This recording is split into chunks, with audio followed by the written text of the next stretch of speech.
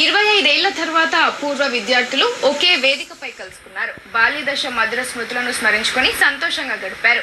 విద్యా బుద్ధులు నేర్పిన ఉపాధ్యాయులను సన్మానించి ఆశీర్వచనాలు పొందారు.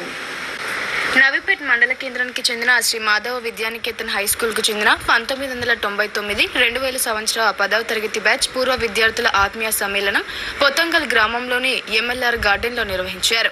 ప్రధాన ఉపాధ్యాయులు మువ్వ నాగేశ్వరరావుతో పాటు ఉపాధ్యాయులను పూర్వ విద్యార్థులు శాల్వాలతో సన్మానించి మెమెంటోలు అందజేశారు. అనంతరం తమకు విద్యాబుద్ధులు నేర్పిన ఉపాధ్యాయుల ఆశీర్వాదం తీసుకున్నారు.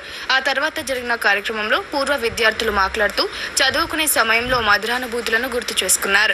ఈ సందర్భంగా ప్రధాన ఉపాధ్యాయుడు మువ్వ నాగేశ్వరరావు మాట్లాడుతూ తల్లిదండ్రులు ఎంత కష్టపడి అప్పట్లో పిల్లలను చదివించారో పిల్లలు సైతం అదే రీతిలో కష్టపడి చదువుకొని మంచి స్థానాల్లో ఉన్నారని సంతోషం వ్యక్తం చేశారు.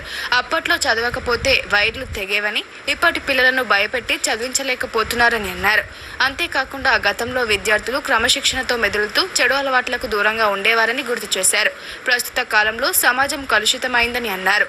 పూర్వ విద్యార్థులతో కలిసి అనుభూతులు పంచుకోవడం ఆనందంగా ఉందని అన్నారు. అప్పటి చదువులాగానే పిల్లల్ని సైతం బాగా చదివించి వారి భవిష్యత్తుకు బంగారు బాటలు వేయాలని పూర్వ విద్యార్థులకు సూచించారు. ఎప్పుడు ఎలాంటి అవసరం ఉన్నా గురువులు తోడుంటారని అన్నారు.